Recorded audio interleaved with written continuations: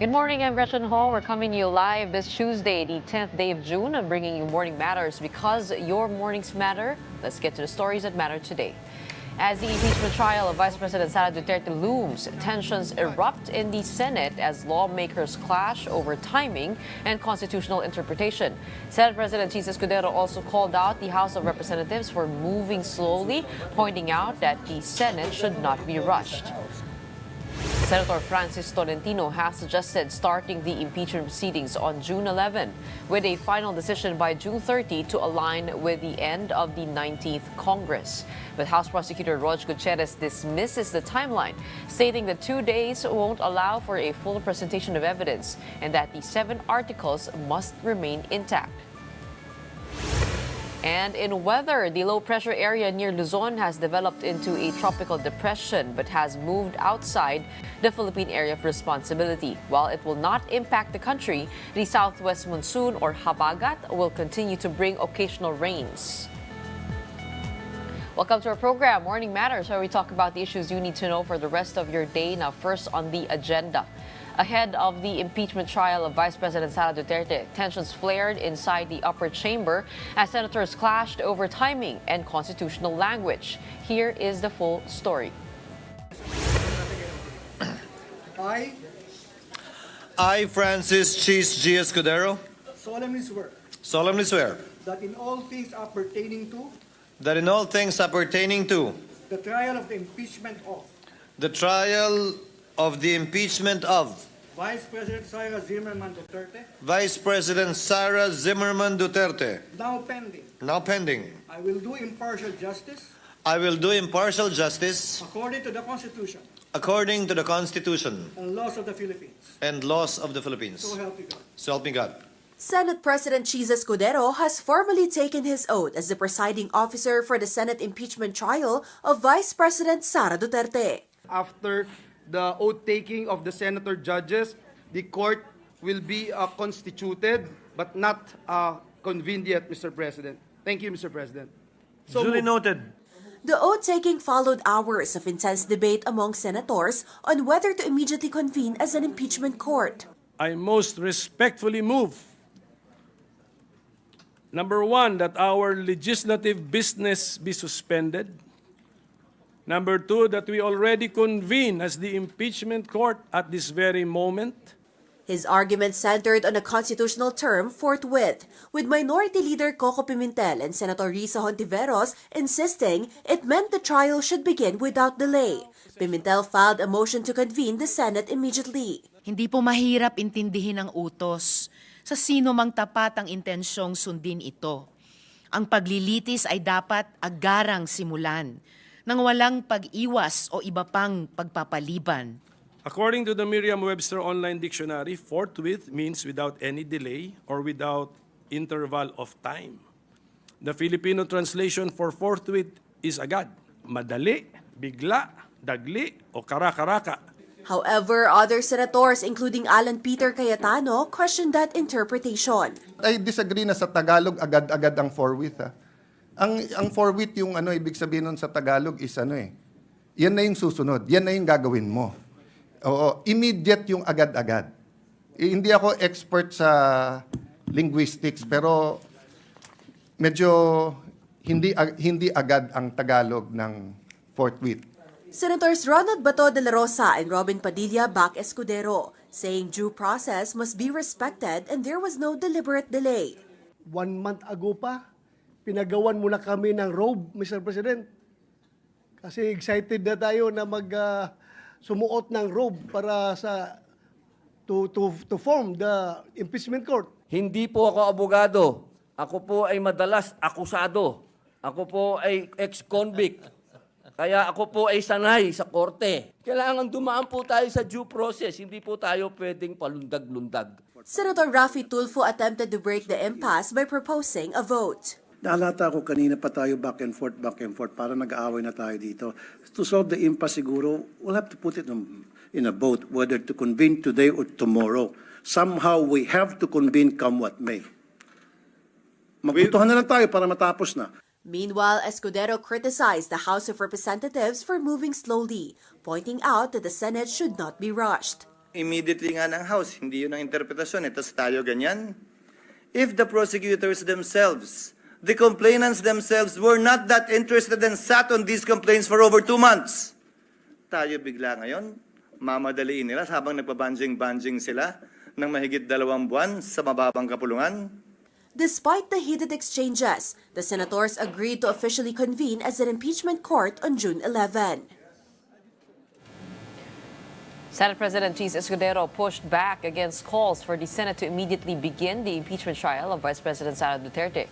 In his privileged speech during Monday's session, Escudero emphasized that forthwith should not be taken to mean agad-agad or instant action. He argued that the term is elastic and should be interpreted based on context and procedure. Escudero also noted the discrepancy between how the House of Representatives and the Senate interpreted similar terms, pointing out that the lower chamber took over 2 months before forwarding the articles to the Senate. Forthwith, citing various cases, Mr. President, Your Honors, means within a reasonable time, which may be longer or shorter period according to the circumstances of a particular case. It means it is elastic in nature and varies with every case. At this point, let us talk to retired Supreme Court Associate Justice Adolfo Ascuna, one of the framers of the 1987 Constitution, regarding the impeachment of Vice President Sara Duterte. Good morning. Thank you so much for joining us today. Good morning, Gretchen. Okay, Justice, there's this whole debate, as we all know, it has now become national over the word that you wrote, forthwith. My question is, why did you not use the word immediately? Why the word forthwith? At pareho lang bang meaning nun? Kayo po nagsabi na agad-agad ang ibig sabihin nito sa ating national language. Alam mo, yung forthwith na yan, is a flexible term. Ang first meaning is agad-agad or immediate, but there are secondary meanings of the term, and the secondary meaning is without unreasonable delay. So depende sa circumstances. In this particular case, personally, I believe that there has been no unreasonable delay. There has been a delay, but within reason. At the test there is whether or not the delay prevents a fair trial. In this case, I don't think the delay has prevented a fair trial for the Vice President. So okay lang so far. There has been no violation of the provision of the Constitution on forthwith. Again, so I did not get that clearly. There has been or there has been no violation There for has you? been, so far, as I see it, no violation. No violation. So you see that the Senate President has been reasonable with how he has framed this timeline to come after the elections and to provide time for the prosecution and the defense to present their sides. Agree po kayo dun sa kanyang timeline na nilatag?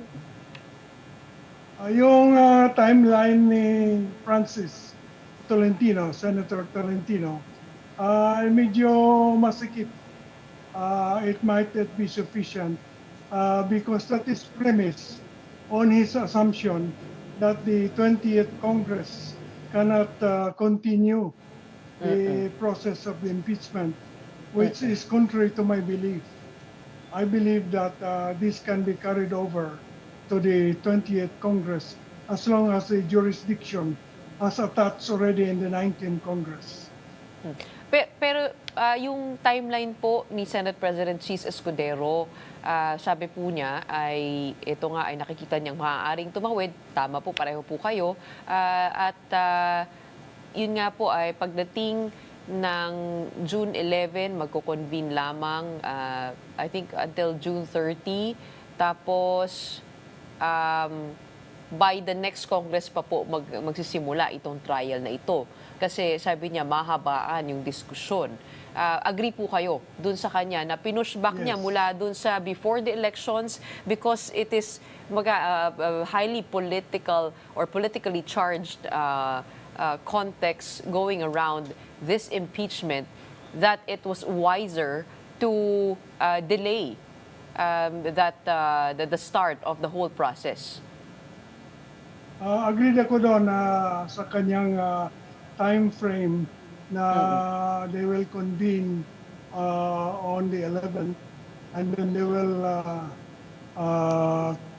read the articles and serve a copy on the respondent, and then maybe they can start the trial, but if they cannot finish it, they'll pass it on to the next Congress, the Senate to the next Congress. That is, to me, a feasible and lawful, legal, complying timetable. Is that the reason why you used the word forthwith, to provide some wiggle room for circumstances like these?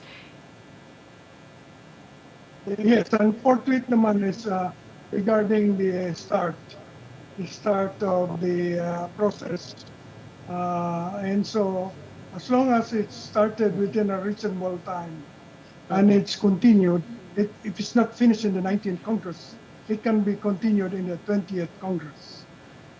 And for his decision, actually, nag-cite po ng President, itong si Senate President si Escudero kahapon, yung nangyari kay Chief Justice Corona, na nag-resume sila after Christmas break at wala naman daw naging problema.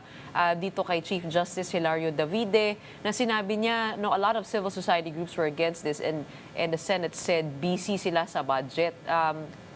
I mean, ano po yung bounds no? When it comes to, because if you take a look at the resumption of the plenary, kung titingnan niyo po yung nangyari in the past days, inuna po nila yung maraming legislation, no? Hindi po nila tinakal kaagad pagka-resume ng mga hearings na yan. So, it would seem that there has been, parang no sense of urgency in the Senate to put this on the table.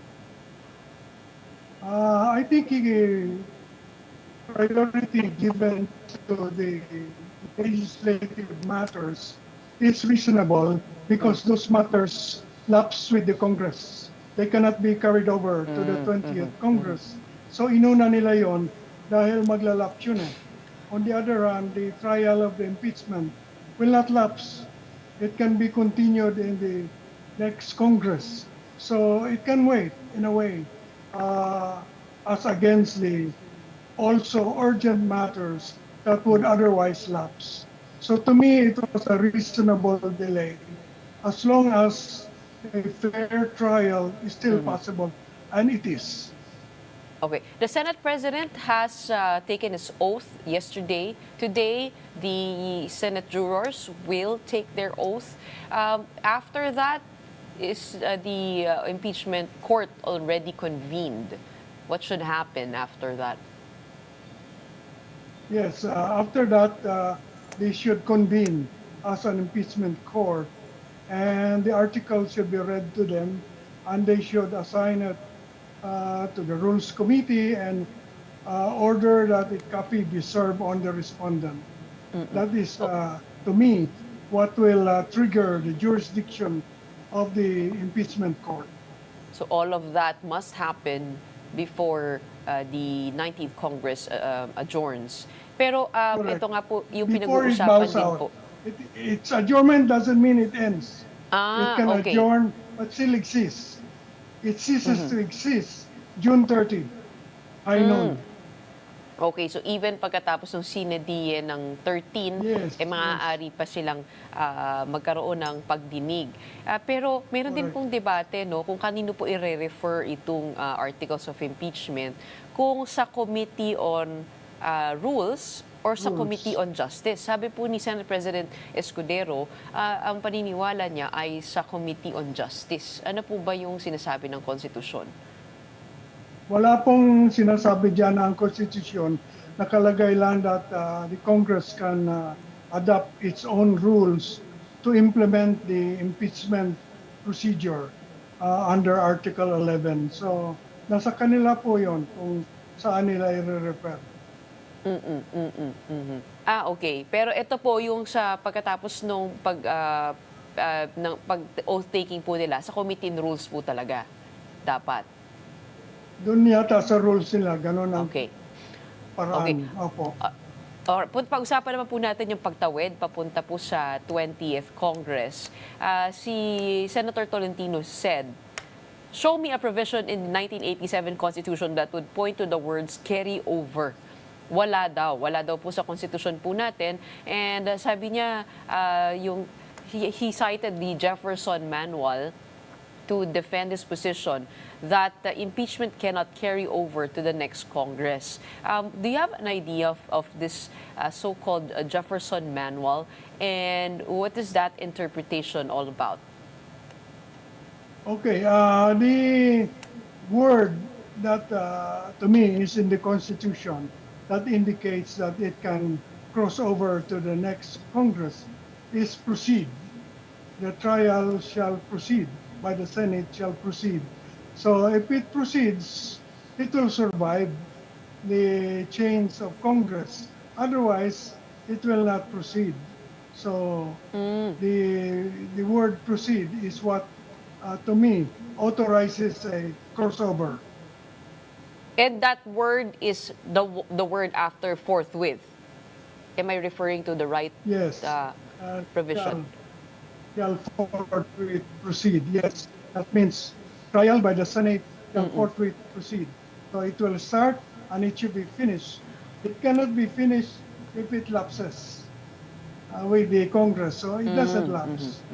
Okay. Pero kung titingnan po natin, no, yung mag-oath po today will be a different set of senators in the 20th Congress. So today, do we expect only 12 senators to take their oath? Paano po yun? Paano magbabago yun? Pati rin po sa prosecution, magbabago rin po ang miyembro ng Kongreso that will discuss this. So, if this is convened now, won't it be complicated because of the members in the prosecution and also in the jurors? The change in the membership of the court does not affect the jurisdiction of the court. Similarly, a change in the person of the judge doesn't affect the jurisdiction of the court. So there may be changes in the personalities of the members of the court, but the jurisdiction that has attached the court continues. But do you expect this to be challenged in the Supreme Court? Because giving the good Senator Tolentino the benefit of the doubt, it seems that it could be challenged in the Supreme Court. Where do you see this going? Yes, the Supreme Court is the final arbiter on the interpretation of the Constitution. So all this can be challenged in the Supreme Court at the proper time. What could be challenged at the Supreme Court? Let's say the impeachment trial heads to a verdict. Could the decision also be challenged, or is it nullified to begin with if the Supreme Court rules that hindi pwedeng tumawid? What could be challenged is the crossover. Could be contended. The matter of the impeachment cannot be carried over and it lapses with the 19th Congress. That's one issue that can be raised in the Supreme Court. The other issue has to do with the fact that there were 3 previous complaints filed against the Vice President, and it wasn't acted upon by the House. What the House did was adopt its own complaint. And so it can be contended, and there's a pending case in the Supreme Court contending that this is the 4th complaint, and it violates the prohibition that says that not more than 1 complaint can be filed against an official for within a year. Pag ganun po, ibig sabihin po, mananalify po if the Supreme Court does say that it is not constitutional to have this crossover, mananalify po kung kahit anumang result. It depends on the court. The court can nullify the whole thing, Okay. or it can provide guidance on how to proceed. Oo. But what is are the bounds of the Supreme Court when it comes to deciding? Because they are also equal chambers. Hanggang saan lang po pwedeng magdesisyon yung Korte Suprema? There have been instances, Senate President Escudero has mentioned before, the Supreme Court ruled hindi sinunod ng Senate yung desisyon ng Supreme Court, and then there is a danger of having a constitutional crisis. So, hanggang saan lang po yung bounds nung kanilang jurisdiction? The jurisdiction of the Supreme Court has to do with the power to determine in a certiorari case whether there has been a grave abuse of discretion on the part of any organ or agency of government. That would include the Senate. As long as there is a violation of the Constitution, the Supreme Court can declare that act invalid. And that is the provision of the Constitution now. That was not so in the previous Constitution. This is something new. And you also mentioned in your social media posts that a dismissal of the impeachment would be a grave violation of the Constitution. Can you expound a little bit on that? If they head towards that direction and push for the dismissal or a de facto dismissal that has been thrown around. What I said was if they accept the articles but they do not proceed to trial, or they dismiss it without trial, that would be a violation, a grave violation of the Constitution, because the Constitution clearly says that after receiving the articles, trial shall proceed forthwith. So dismissing it means wala ng trial. They are required to hold trial. It's not discretionary. It says shall. Trial shall. That means obligatory. Shall proceed. Okay, so in your opinion, just to wrap things up, has the Senate President done his job well, given the way things are happening? Yes, I think so far, I'm happy with the way it's been going, because it looks like they're going to hold the trial, whether in the 19th or 20th Congress, doesn't matter. All right, thank you so much for explaining to us. We have the writer of Article 11 himself joining us today. Retired Supreme Court Associate Justice Adolfo Ascuna, thank you so much for your insights. Meanwhile, a House prosecutor says the proposed 19-day timeline is not enough for the impeachment trial of Vice President Sara Duterte. Here is the report. Congressmen and House prosecutors are not in favor of the proposed 19-day timeline to conclude the impeachment trial of Vice President Sara Duterte. Senate Majority Leader Francis Tolentino has suggested starting the impeachment proceedings on June 11, with a decision by June 30, just in time for the end of the 19th Congress. But for House Prosecutor and One Rider Party List Representative Rog Gutierrez, 2 days won't be enough to present all the necessary evidence, nor is it acceptable to compress the 7 articles of impeachment. Personally, I don't think it would be possible on our part to just consolidate it into 2 articles. That would be a betrayal of the full articles of impeachment that we have filed. Parang 2 araw lang yung nabibigay for presentation of evidence. And if you're going to divide it into 7 articles, that really will not be enough time. We're not ready yet to say how much time we need, but definitely 2 days will not be enough. Gutierrez emphasized there's no need to rush the process, adding that the trial can continue into the 20th Congress if needed. That position is also shared by lawmakers who earlier endorsed impeachment complaints against Duterte.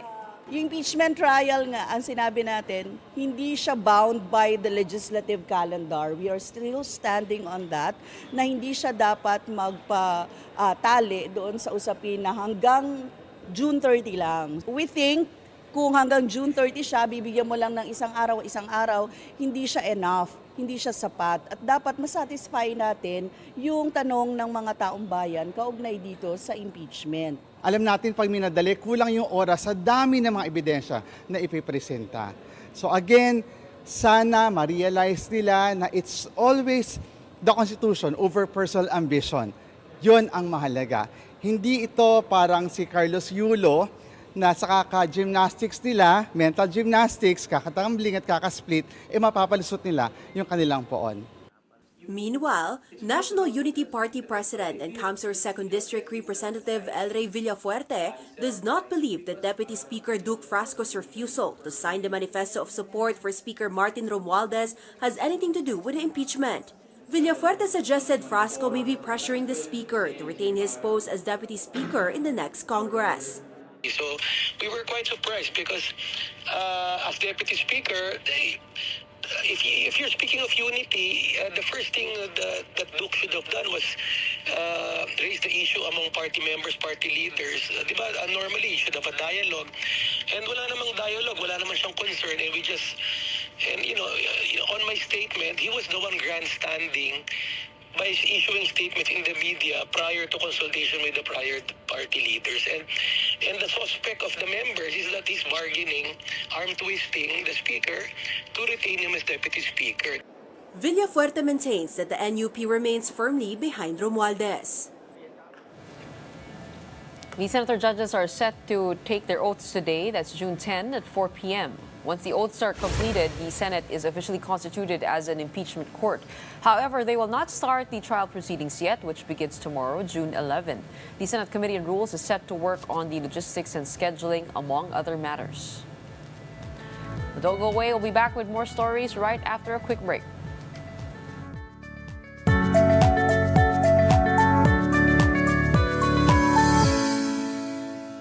Good morning, I'm Gretchen Ho. Here on Morning Matters, we talk about the most pressing issues and give you the context behind the headlines.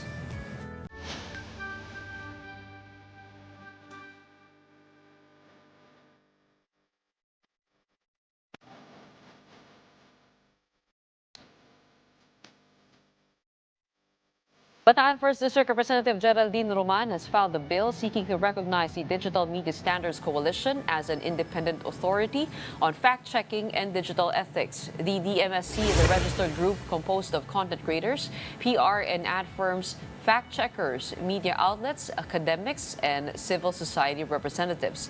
If passed, the bill would require social media platforms to maintain a local office, follow DMSC directives, and consult the group on major content disputes. Platforms would also need to provide data for technical audits to ensure accountability and transparency online. To discuss that and more, we have on the show Congresswoman Geraldine Roman joining us here on Morning Matters. Good morning. Welcome to our program. Good morning, Gretchen. Good morning to our viewers. Before we go to that piece of legislation, let's first, I want you to weigh in on what's happening at the Senate. Senate President Escudero had a long explanation for why this has been delayed, the impeachment trial, that is. And sabi niya, kung sa Kongreso nga inupuan ng iilang buwan bago naipasa sa kanila, bakit minamadali ang Senado? I think we have to be proactive at this point. If we look back in hindsight, maghahanap pa tayo kung sino sisisihin. I mean, that's not being proactive. We should focus on what we could do. And besides, if you just look back and blame Congress for the delays, so bakit niya ginagaya kami? He could do better, actually. So, naririyan yan, what we have is what we have. At least last night, there were positive developments. He was sworn in as the presiding officer, and today we expect the rest of the senators to be sworn in as senator judges, and then tomorrow for the impeachment trial to continue. You were one of the signatories in that impeachment transmitted to the Senate. It seems that the Senate is pushed to a wall now, given that the limited time frame. discussing it now would not give anybody a sense of fairness, Yes. only just following the rule of law, making sure that this gets done. But Yeah. if it's transmitted to the 20th Congress, it could be nullified from the very start if the Supreme Court rules that it could not be carried over. So parang kung titingnan mo, talirin talaga yung kamay ng Senado at this point, ano? Alam mo, ang paniniwala ko, dapat siguro ang Senado nag-operate on a worst-case scenario situation. You know, I think it's confident that the impeachment trial could be carried over to the 20th Congress. But what if hindi talaga? Expect na talaga ang defense will question it before the Supreme Court. That at i-claim nila, hindi talaga pwedeng i-carry over. So tayo, we're acting, the Senate is deciding on the presumption that yes, it could be carried over. And I'm also of that belief. Kaya nga lang, nobody will stop the defense from filing a case before the Supreme Court. And no, it's a big possibility that the Supreme Court might rule against the carrying over of this impeachment trial, although there is jurisprudence, etc., etc. And of course, there is public furor.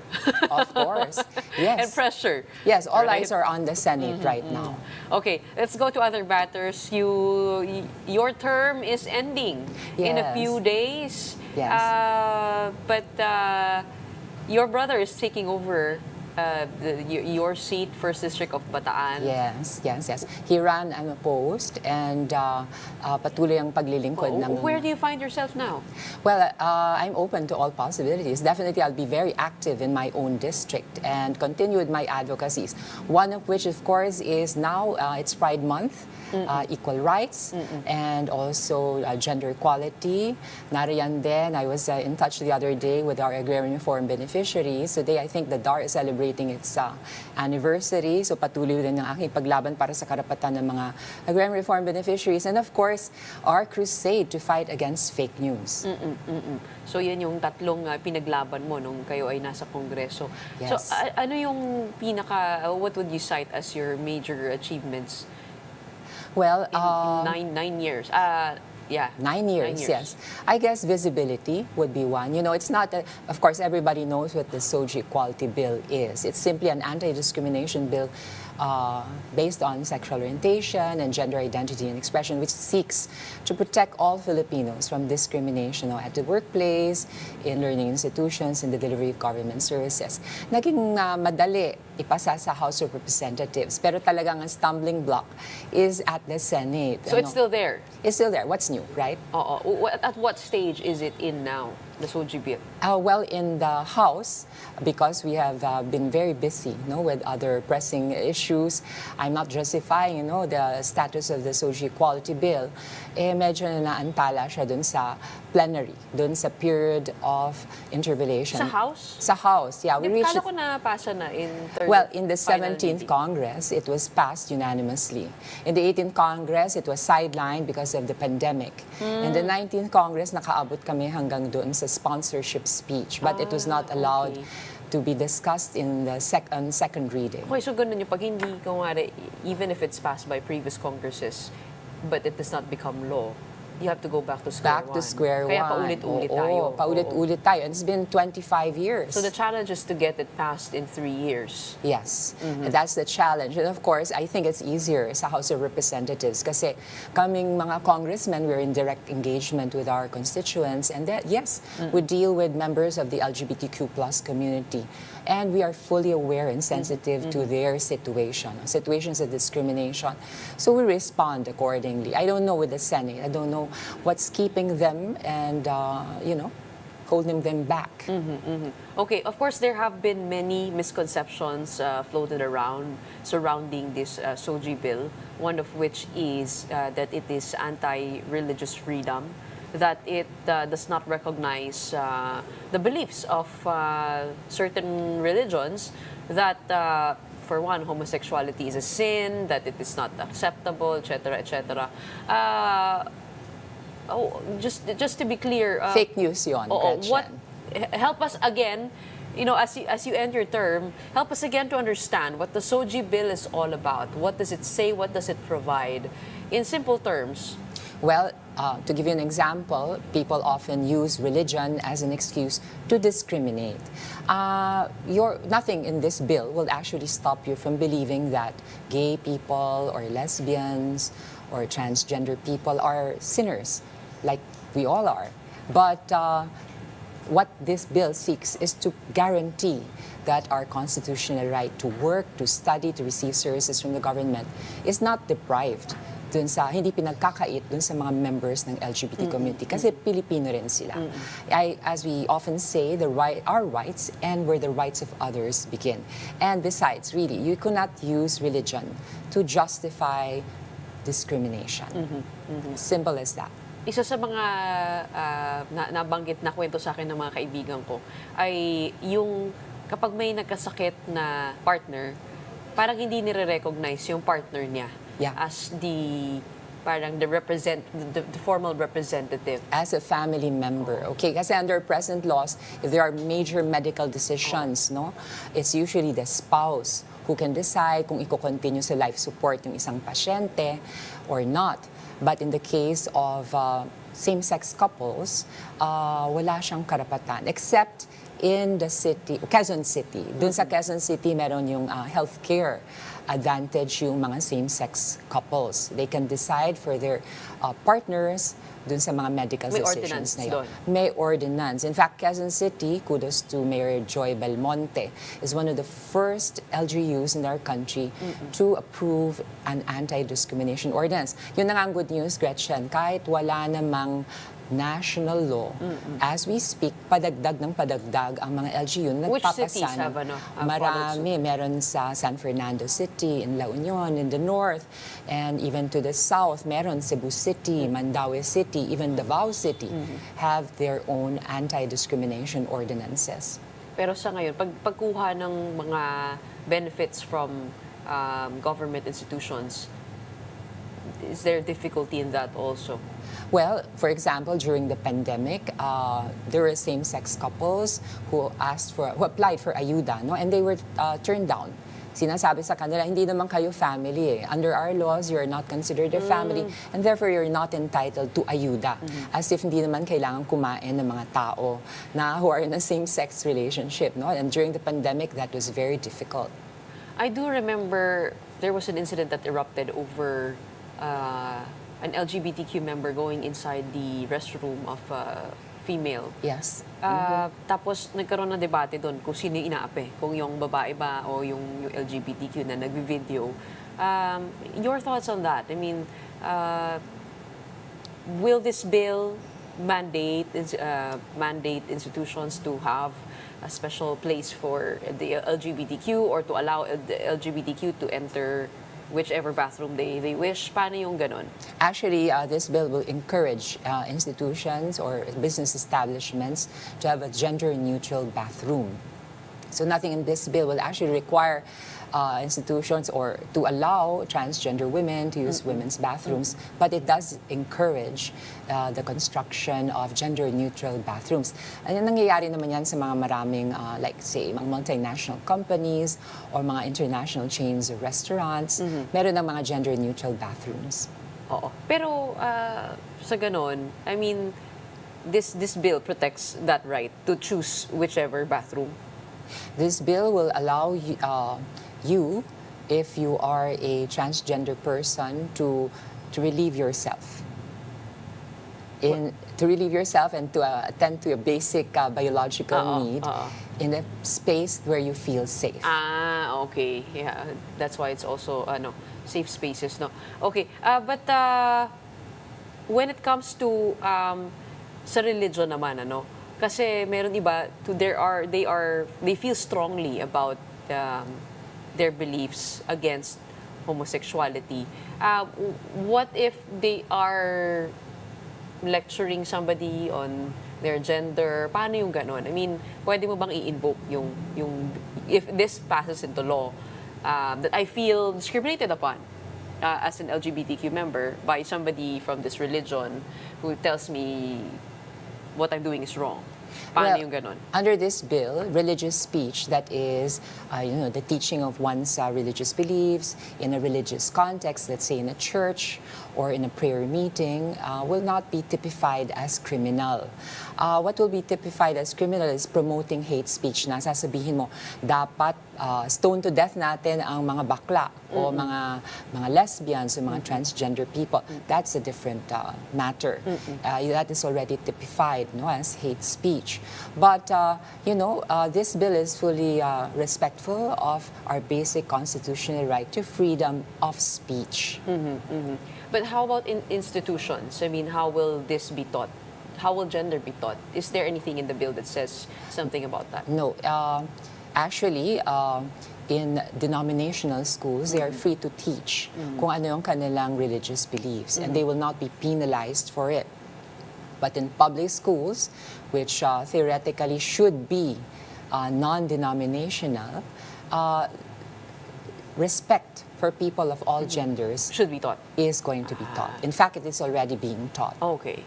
Actually, gusto ko lang ilatag yun, kasi in practical situations, I mean, ito yung mga issue na lumalabas. I mean, for people to understand why it's important to have one and where are the lines? I mean, the sensitive lines that we're talking about. So, I mean, the Philippines is one of the most progressive when it comes to that, right? We have a huge LGBTQ community, but realistically, what does it take? In your experience already in Congress, realistically, what would it take to have this passed into law? Well, to be honest, we need more lobbying, and I think, more and more civil society organizations are participating. And of course, we need more visibility, positive visibility. And I think I also contributed to that when I became the first transgender woman to hold a seat in Congress. And of course, I think we also need a generational turnover in Congress. Natutuwa ako, mas marami mga congressmen and congresswomen na bata ang pumapasok.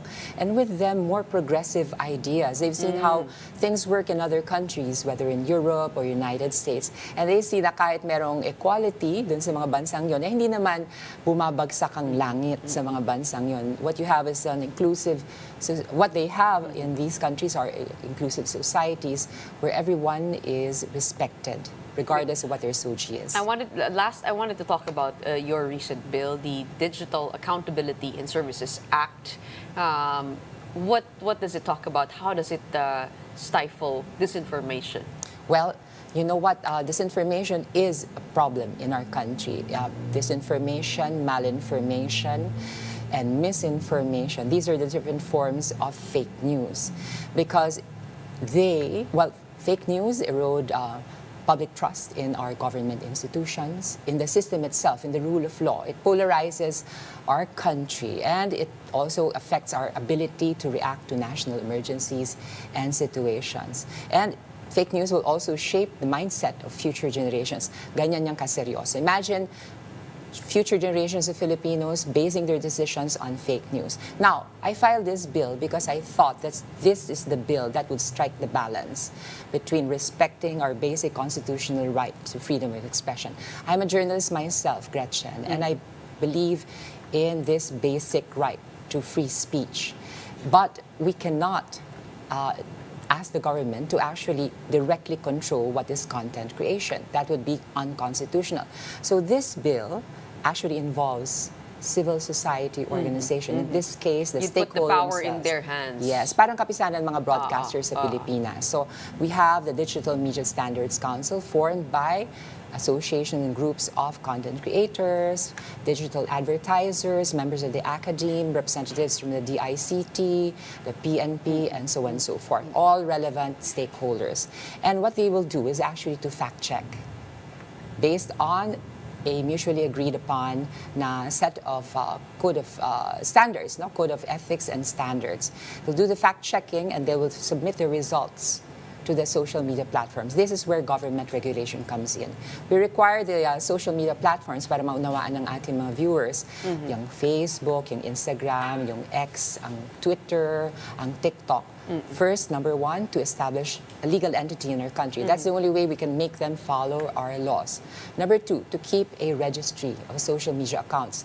Para lahat ng accounts, merong totoong tao. At pwede silang ma-hold accountable. Number three, we require the social media platforms to adhere to the findings of the Digital Media Standards Council. Isn't it complicated naman to have I mean, how could you ensure that the proper accounting of history will be upheld? Paano kung iba-ibang punto de vista mo, punto de vista ka sa nangyari? How can we share a common set of facts? Well, we practice what we call journalistic rigor. We actually, we do fact-checking. We find out if there is actually proof and evidence and basis for our opinions. I want to make it clear, fact checker, which is the Digital Media Standards Council with its own code of ethics and standards, na sila na rin ang nag-form, ano?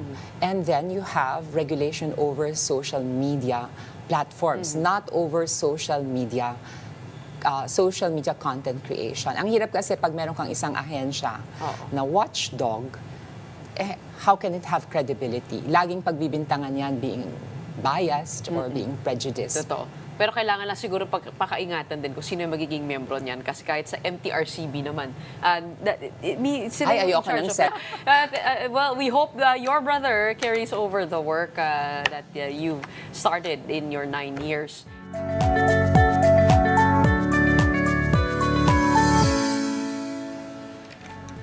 Welcome back. You're still watching Morning Matters here on One News. 1 in 5 pregnant Filipino women is at risk of delivering a malnourished baby due to poor nutrition. That's based on a 2023 National Nutrition Survey released by the DOST Food and Nutrition Research Institute. The report found that 19.1% of pregnant respondents had a low body mass index, up from 16.1% in 2021. Among those affected, 20.9% were aged 20 and above, while 19% were adolescents. The DOST FNRI warned that babies born to malnourished mothers are more vulnerable to diseases. While most pregnant women monitor their health and take supplements, many miss out on full prenatal care. Only 22.7% followed the WHO recommended 8 doctor visits during pregnancy. The use of deworming medicine remains low at just 3%, despite its proven benefits in lowering infant mortality. To talk about that and more, we have DOST FNRI Science Research Specialist Frances Paula Arias. Good morning. Welcome to the show. Yes, Ms. Gretchen. Good morning, and to our televiewers. Okay. Of course, itong problema na ito na pinag-uusapan natin, iba ito dun sa malnutrition ng baby sa kanilang first 1,000 days na isa ring malaking problema.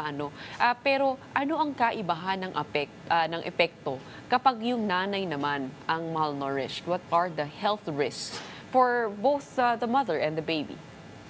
Yes, Miss Gretchen. So when we talk about nutritionally at-risk pregnant women, technically speaking, these are the pregnant women classified as those who did not reach their recommended pregnancy weight gain per the trimester of their pregnancy.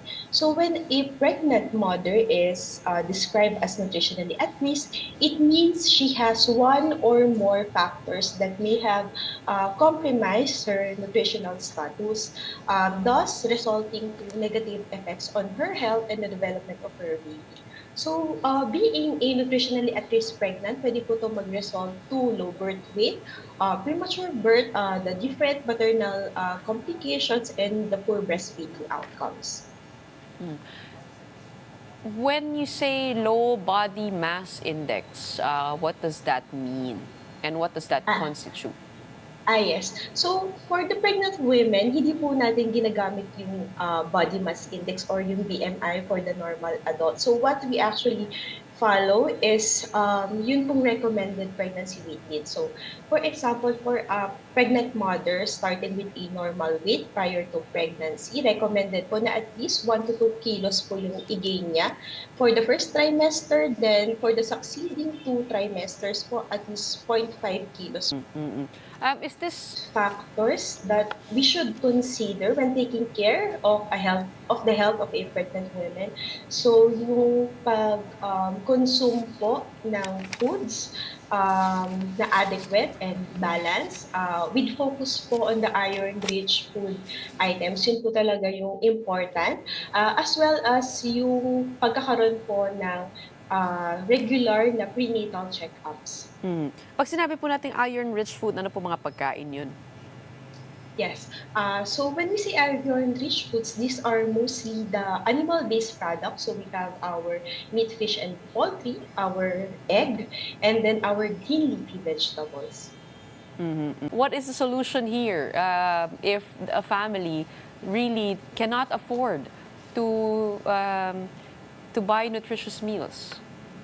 Yes, definitely. So, Ms. Gretchen, we would notice that among food insecure families, they gear towards buying or getting food items that are more energy dense. And these energy dense foods tends to be the least micronutrient rich. So, kapag ang ating food sources is ganito, definitely these are deficient po sa essential micronutrients na kailangan po ng ating pregnant women. So, we can only emphasize kung ano po yung importance ng pag-take po ng iron-rich food items. So, hindi naman po ibig sabihin na pag sinabi nating iron-rich, nutritious is expensive na kasi we can easily get them in our markets. All we need is to have proper choice. Andyan po yung ating mga green leafy vegetables. So yung egg po natin, if hindi po natin masyadong maka-afford ng meat, we can make use or purchase po yung eggs, then yung ating mga fish. So these are the other alternatives po na abot kaya po sa ating families from the lower income. Okay. The use of deworming medicine during the pregnancy period is very low. Well, why do you think is this the case, and how can awareness be improved? Yes, definitely po. No? One of the reasons, actually it's the top reason po why deworming po is not frequently availed by our pregnant mother is the lack of awareness po na necessary po pala yung pagde-deworm among pregnant, because when there's parasitic infections po, no, this could lead to anemia, since yung ating pong parasites, aside from the fact that they can interfere with the nutrient absorption, yung mga types of parasite like hookworm, pwede po siya mag-cause ng endogenous bleeding leading to anemia. So as health practitioners po, I think we should make a move, educate others, educate the women in the community na pati po yung deworming is an important service po for pregnant mothers. Ilan pong beses dapat mag-deworm during the pregnancy? For deworming po, this is advised at least once after the first trimester po. So, dapat po pag nag-deworm po ang isang pregnant women, by the second trimester na po for pregnancy or at the 4th month at least. So, is this also related to lack of awareness? How about the expense tied to the deworming medicine?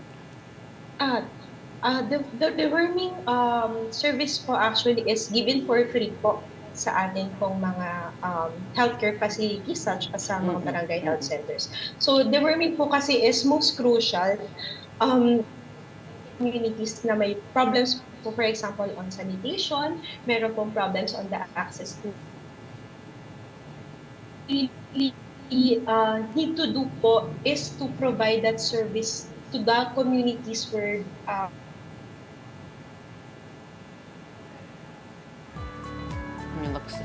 Looks like We're getting her choppy there, but this is obviously a problem that needs to be discussed as the rates remain high in malnutrition amongst mothers and babies. In the meantime, thank you so much for your time, DOST FNRI Science Research Specialist Francis Paula Arias. In weather, the low-pressure area near Luzon has developed into a tropical depression. The weather disturbance, though, is now outside the Philippine area of responsibility. It was last spotted some 535 kilometers west of Iba, Zambales. It has no direct impact on any part of the country. The southwest monsoon, or habagat, however, will continue to trigger occasional rains. Affected areas include Zambales, Bataan, Occidental Mindoro, and Palawan. Metro Manila and other areas may also expect scattered rains due to the habagat or localized thunderstorms. So if you're heading out for your day and you see clear skies, don't get confused. Bring an umbrella because it might rain later in the afternoon. Better keep yourself dry. And that wraps up today's episode of Morning Matters. We hope we've given you the right start to your morning. So go ahead and make the day matter. I'm Gretchen Ho. We are One News, all sides, all the time.